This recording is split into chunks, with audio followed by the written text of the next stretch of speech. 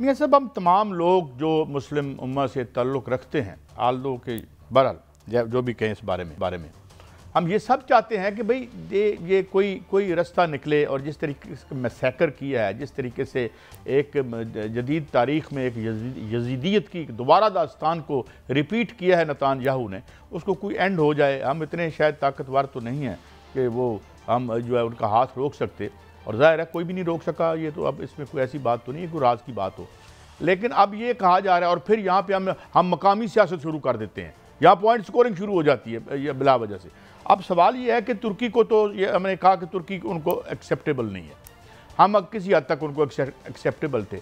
मगर अब जो लेटेस्ट बात आई है, एवरीबॉडी नोज, हर बंदा जानता है कि जो ट्रंप ने रिक्वेस्ट की थी इजराइल के प्रेसिडेंट से कि इसको तुम माफ़ी दे दो, उसने कोई प्रेसिडेंशियल पार्डन की जिस बात, क्योंकि वो तो मतलूब है, एक जराइम पेशा आदमी है आलमी तौर पर भी नेतान्याहू, और माशाल्लाह मकामी तौर पर भी वो अपने इदारों को मतलूब है वो जी, ठीक। अच्छा, अब वो है वो उसने अब इतना प्रेशर है, इजरायली समाज जैसा भी है उसमें इतना प्रेशर है नीचे से कि उसके सदर साहब ने कहा भाई मैं नहीं कर सकता, मैं इसका बोझ नहीं उठा सकता। चुनांचे अगर जंग बंद हो जाती है तो मौसूफ आलमी अदालत इंसाफ में से तो बच गए, thanks to America and thanks to all, और जो उनकी यहूदी लाबी है दुनिया की। मगर अपने मुल्क में तो उनका पहले एक प्राइम मिनिस्टर गालबन अभी रिहा हुआ है या अभी अंदर ही है, वो तो पकड़ लेते हैं अपने प्राइम मिनिस्टर को भी। वहाँ पे ये कोई थोड़ी बहुत रस्म है मियाँ साहब। तो वो जब तक जंग दोबारा नहीं करता तो पावर में रह नहीं सकता, तो सारा गजा का प्लान तो बीच में ही रह जाएगा। दिस इज मतलब मेरा खौफ है, अल्लाह करे ऐसा ना हो। आप कैसे देखते हैं? देखें कायद साहब, जो इजराइल है वो धोखा दे रहा है, वो अपनी आवाम को तो उसने धोखा दिया ही है, बल्कि इसके अलावा जो नेतान्याहू है उन्होंने गजा के लोगों को जो है वो वहां पर तबाह किया, और अब वो गजा की पट्टी पर जो है वो 19 बस्तियां नई बसाने के चक्रों में है और ऐलान कर चुका है। एक जानिब वो वहां पर जो है वो जंगबंदी चाहता है, लेकिन साथ ही वो कहता है कि आखिरी यरगमाली तक वो वहां से नहीं निकलेगा। असल में वो अमेरिका को भी धोखा दे रहा है, और वो साथ साथ ये भी कह रहा है कि ईरान पर भी वो हमला करेगा, और ईरान आगे से तैयार है। ये सारा जो इजराइल है वो अपने मजमूम इरादे जो हैं वो पूरे करने को बिल्कुल तुला हुआ है। वो नहीं चाहता कि वहां पर अमन हो, वो आहिस्ता आहिस्ता आगे बढ़ना चाहता है। देखें जो मगरबी पट्टी है वहां से सऊदी अरब कितना दूर है, वहां से दीगर जो है वो उर्दन कितना दूर है, वहां उस तरफ से वो आगे अपने मजमूम इरादों को ग्रेटर इजराइल की जानिब से वो बढ़ना चाहता है। वो अमेरिका इस खतरे को और इस धोखे को बांध चुका है, इसीलिए अमेरिका पाकिस्तान को रिक्वेस्ट कर रहा है कि पाकिस्तान जो है वो इसमें किरदार अदा करे, और पाकिस्तान ने किरदार अदा किया है। अमन के लिए सबसे कलीदी किरदार पाकिस्तान ने ही अदा किया है, और इस वक्त जो सूरत हाल है कि वहां पर जो है वो जंगबंदी मौजूद है, तो वो पाकिस्तान की ही कोशिशें हैं।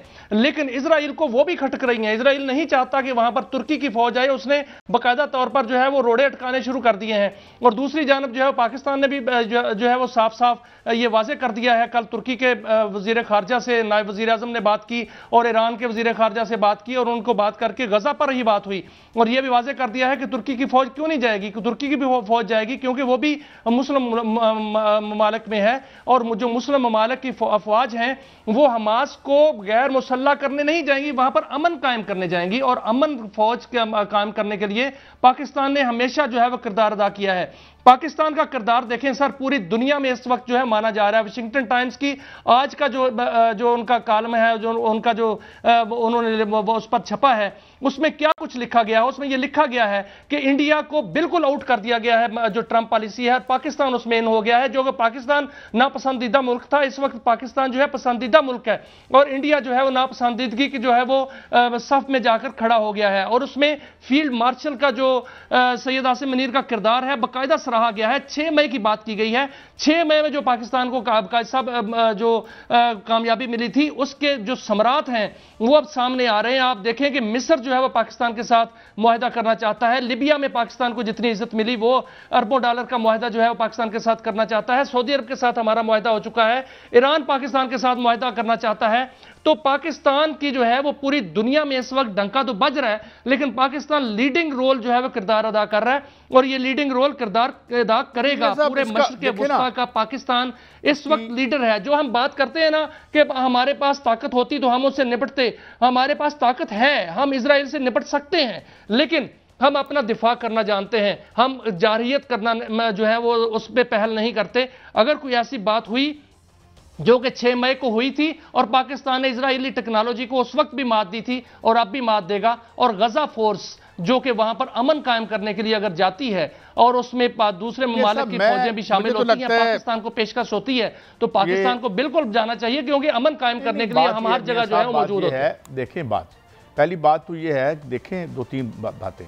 जाहिर है बहुत अच्छा है, हमारे वाइस जो क्या है नायब वज़ीर आज़म साहब ने भी ये बयान दिया, और वो जो गालिबन खारजा का भी कलमदान उन्हीं के पास है। अगर मुझे अच्छा, वो उन्होंने कहा कि जी हम किसी को वहाँ डिसआर्म करने नहीं जा रहे। नंबर 1, 2 स्टेट सोल्यूशन की बात इससे पहले हमने की कि 2 स्टेट सोल्यूशन जो है वो करें। सेकेंडली बात यह है कि देखें, जो हमास है वो ठीक है, एक रैग टैग आउटफिट है, मगर उसको वो दहशतगर्द कहते हैं। वहाँ गज़ा में वो पॉपुलर है, इलेक्शन भी पिछला जो हुआ था उसने जीता था।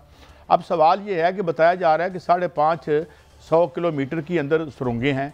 भाई अमेरिका बहादुर, और वो अगर आप बैठें टेबल पे बैठ के उनसे मनवाएं, कुछ उनकी माने, और फिर तो रास्ता निकलेगा। जंग तो आपने करके देख ली, आपने फ़लस्तीन पर जो जुल्म तोड़े हैं, उसके बाद आप तो हमास को डिसआर्म नहीं कर सके ना, तो और कौन करेगा? अमेरिका से बड़ी तो यहाँ पे अभी तक सुपर पावर कोई नहीं है ना इस ग्लोब पर, और साथ इजराइल उसके साथ था, जिसकी फौज जो IDF क्या कहते हैं उसको, जो हर किस्म का जुल्म करने को तैयार है, उसने किया भी। और बच्चे, स्कूल, यानी अस्पताल, क्या क्या नहीं तुम आपने कर लिया, तो आप उसको फतह तो कर नहीं सके। तो बात तो ये है कि आप टेबल पर बैठ के उनसे बात करें, उनका करें। और ये 2 नंबर से नज़रियात आपके, हम पूरी दुनिया को ये कर लेंगे और फतह कर लेंगे, दुनिया वैसे ही बड़ी बदल रही है। आप ये इक़्तिदार सिर्फ इजराइल का नहीं, अमेरिका बहादुर का भी इक़्तिदार, खुद उनके थिंक टैंक, खुद उनके बड़े बड़े जो साहब देखें, 2 मुल्क हैं इस दुनिया में, 2 मुल्क हैं साजिशी मुल्क जिनको कहा जाता है। काज साहब, 2 मुल्क हैं जो साजिशी मुल्क हैं, एक है इजराइल और एक है भारत। इजराइल वहां मशरिक़ वस्ता में अमन कायम नहीं होने देना चाह रहा, और वो अमेरिका भी चाह रहा है कि वहां पर अमन कायम हो। अमेरिका चाह रहा है कि बैठ के बात हो। सदर ट्रंप ने जो है वो किरदार अदा किया है, लेकिन जो इजराइल है वो साजिश कर रहा है, और दूसरी साजिश जो है वो भारत कर रहा है। अब देखें, बांग्लादेश में भारत जो है वो क्या कर रहा है, वहां पर जो है जितने आज़ादी के वो लोग थे, लीडर थे, उनको जो है वो एक एक करके कत्ल करवा रहा है। अब खबर यह है कि भारत और बांग्लादेश की जंग जो है वो छिड़ सकती है, और वो छिड़ने वाली है, क्योंकि वहां पर जो रॉक वहां पर जो करतूतें कर रही है, उसके जो है वो काउंटर पर जो है वो किसी भी वक्त दोनों मुल्कों के दरमियान जंग छिड़ सकती है। और वहां पर जेट एंड सी जो हैं वो पहुंच चुके हैं।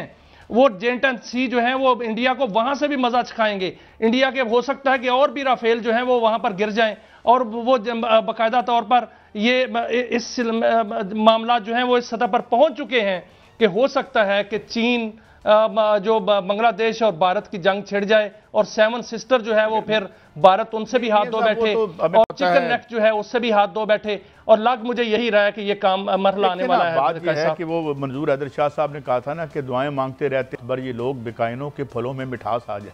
तो हम जो समझते हैं ना कि इसको कर लेगा बहुत ज़्यादा, ट्रंप इसको बना लेगा नेतन्याहू को, वी रियली सीरियसली डाउट।